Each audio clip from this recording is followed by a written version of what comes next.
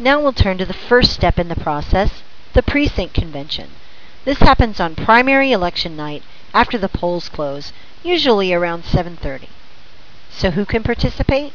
Any voter in that precinct who has voted in the primary for that party, whether by mail, by early voting, or on the day of. There are three things that happen there. First, choosing leadership in the form of a chairman. Secondly, passing resolutions. And thirdly, choosing the delegates to the next convention level, whether it's the Senate district or the county. We'll look at the role of chairman more closely now. As noted, we talked about the temporary chair who calls the meeting to order. Then, the temporary chair will appoint a temporary secretary and perhaps some other temporary officers. This secretary will verify the credentials of those in the room.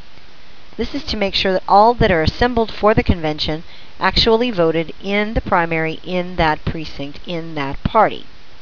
Then, once you have people verify that they can vote, then the temporary chair will hold the permanent officer elections.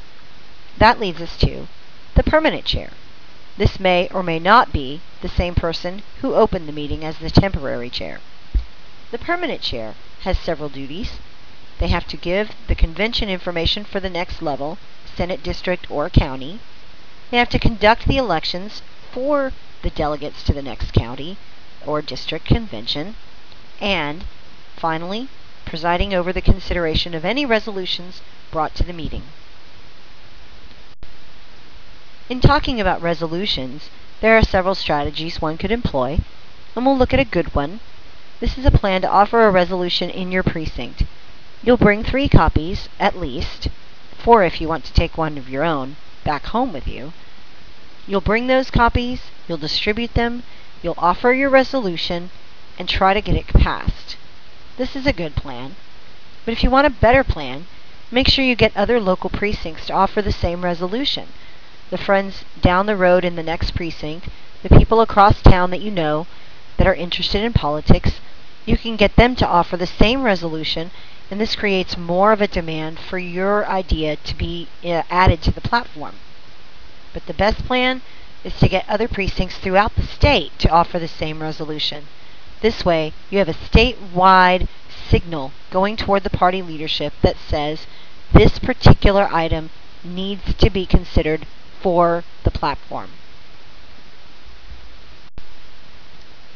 When choosing delegates at the precinct convention, there are several things you'll want to do. You'll want to make sure that the delegates that go are serious about attending the convention at the next level. Frequently, this is an all-day event at the next level, and you'll want to make sure people's calendars are cleared, they don't have trips planned, make sure that they've consulted their timing, their calendar, their obligations, and that they are free to serve as a district delegate or a convention county delegate. Next, when you fill out the forms for the delegates and the alternates, do so completely and legibly. There is nothing more frustrating than having a credentials committee toss out a delegate or two because their form was filled out incorrectly, incompletely, or was not done legibly enough to be put forward. Finally, at the end of the meeting, make sure you have exchanged emails and phone numbers with as many delegates as possible. All the people assembled, you'll want to get back together again if they're going to the next level. There are plenty of reasons to keep contact. This is also the beginning of an activist group in your precinct. Make sure you can get back in touch with people who have proven that they'll come out for something more than just a general election. Before we leave the precinct convention, we'll look at a few strategies. You'll want to visit with your election officials early. Go and ask the election judge for the packet.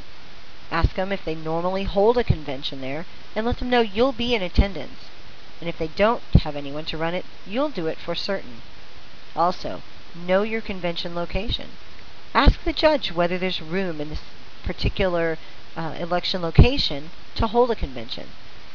Be sure and put up a sign outside, too, alerting people as they come in the door that there will be a convention, and let them know the location. You'll want to be earlier on time to convention if you're not going to run it. because you're not going to want to miss anything, any vote, any consideration. Make sure you're there. Also, you'll want to bring 10 friends. Face it, it's just more fun when you do politics with some other people. But also, if you have resolutions you want to bring forward, this is a way to make sure that they get passed. Bring people who will support you. You'll want to bring multiple copies of your resolutions. Make sure you have at least 3 to turn in and others to share around so that others will know what the resolution states. When they get amended, you'll definitely want more copies so that people can scratch out, revise, edit, and add more.